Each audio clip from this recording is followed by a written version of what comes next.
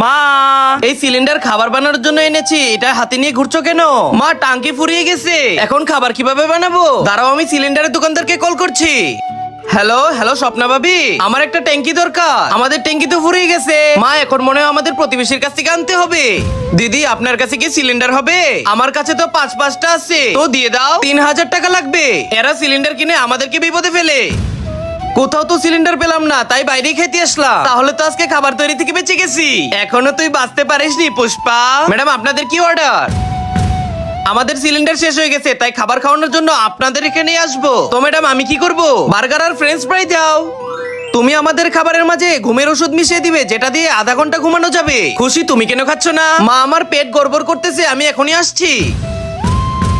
খাও খাও, পেট ভরে খাও, তারপর দেখো আমি কি করি। মা, খাবারটা এতই ভালো ছিল যে এখন আমার ঘুম পাচ্ছে। কখন যে ঘুমিয়ে পড়লাম। এই পুষ্পা, উঠো, বাড়িতে যেতে হবে। এই পুষ্পা, তুই কি গাধা? পুষ্পা বউ, এক কাপ চা নিয়ে এসো। বাবা, আপনার চা। পুষ্পা, এটা কেমন বেয়াদবি? হঠাৎ করে আমার উপর রেগে যাচ্ছেন কেন বাবা? কারণ তুই তোর গালে এটা কি লিখে রেখেছিস? গালে এটা লিখে দিলাম, এবার বকা খাবি তুই।